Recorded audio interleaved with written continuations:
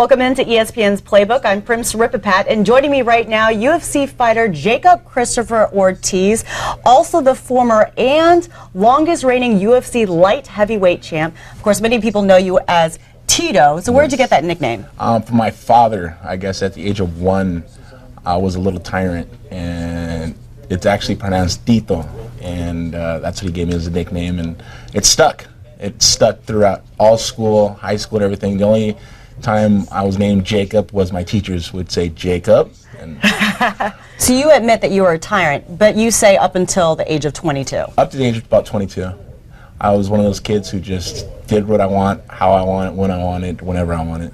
My parents weren't really there for me. You know, at the age of 6, they got addicted to heroin, and I went on a ride that I never expected to think that life was like that. I thought at that time that's how life was normal for kids, but I come to realize, and I look at seeing the other kids, that their parents weren't like that and their life wasn't like that. You know, I lived in motels, I lived in cars, I lived in people's garages at the age of 6 to 13, so I didn't really have a fortunate life.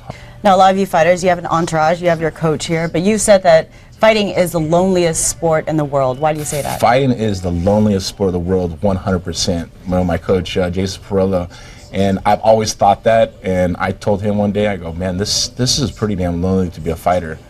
Any hand-to-hand combat, when you get in a ring or a cage with another person, you're the only person that dwells upon the losses, the wins, the sacrifices, everything to push yourself. Because when you look in the mirror at night, you're going to look at yourself. There's no one else behind you. What is it like dating Jenna Jameson? Nothing that people would ever expect. She's a normal girl, down to earth. Me and her have so much in common. I think that's why we hit it off, and we've been together for going on 7 years now. Wow, it's been a long time.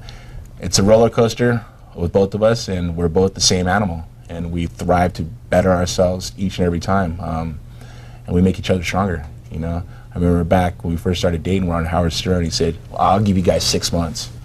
Well, buddy, it's been almost 7 years. You should put a wager on that. Yeah, I should have put a wager on it. But we've been through ups and downs, as all relationships do. You know, of course, ours is under a microscope, and everybody gets to tune in a lot. But it's just one of those things. Me and her make each other better and stronger. You know, we got 2 beautiful boys, Jesse and Journey, that we try to, you know, bring up the right way. And I think we're doing a great job, and she's doing a great job as a mother, that's for sure. And you've come all this way. You've achieved a lot, and come July 7th at UFC 148 against Forrest Griffin, you will step inside the octagon for the last time. As this day comes a bit closer, what are your emotions? I don't have much emotions about it for the first time of my career. I think because I prepared. I'm prepared mentally, physically, and emotionally to fight.